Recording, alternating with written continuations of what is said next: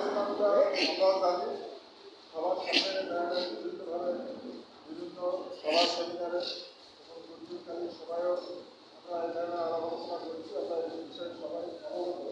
তো ব্যক্তিগতায় এখানে এগিয়ে যাচ্ছে। দুর্যোগের মধ্যে আমরা সাধারণত জানি যে হঠাৎ করে আকস্মিক হঠাৎ করে এক জায়গায় দাঙ্গা লেগে গেল, একটা ক্ষয়ক্ষতি হলো, সেটাও এক ধরনের দুঃখ।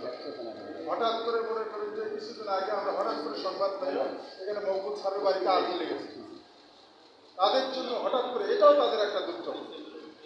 এ ধরনের অসংখ্য দুর্যোগ রয়েছে, আর এই সমস্ত দুর্যোগের দিকে আমাদেরকে খেয়াল রাখতে হবে।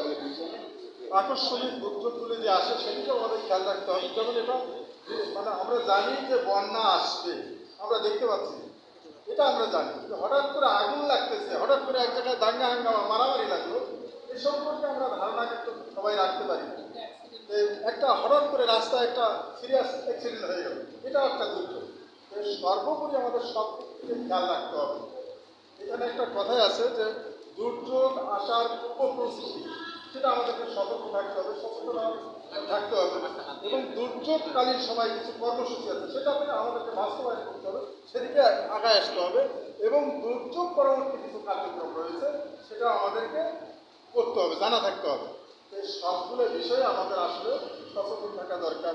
তো আমাদেরকে আসলে এই অ্যাডভোকেসির মাধ্যমে যেটা আমাদেরকে বলা হচ্ছে, মানে আমাদের একীকৃত করা হয়েছে, এই জন্য আমি তাদেরকে ধন্যবাদ জানাচ্ছি। আসলে এইভাবে এক জায়গায় সভা সেমিনার না হলে, আলাপ আলোচনা না হলে এগুলি বিষয়ে আসলে একটু মরিচা পড়ে যায়, অবহেলিত হয়ে যায়, এগুলি তৎপরতা থাকে না। একটু যদি ঘন ঘন এই জিনিসগুলো হয় তাহলে জনমনে একটু সচেতনতা বৃদ্ধি হয়।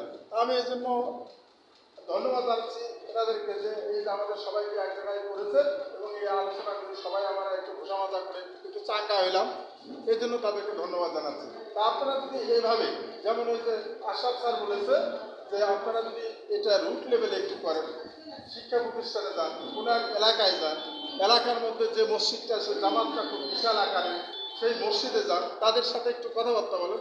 মসজিদে গিয়ে হয়তো দাঁড়ায় আপনাদের মাধ্যমে 2-4-5 মিনিট কথা বলেন, ইমাম সাহেবের মাধ্যমে যদি এটা প্রচার করেন, তাহলে দেখা যাবে যে এই জিনিসগুলি আরও মানে অত্যন্ত জোরদারভাবে এটা বাস্তবায়ন করা সম্ভব। তো এই বলে আমি আমার বক্তব্য এখানে শেষ করছি। আল্লাহ হাফেজ।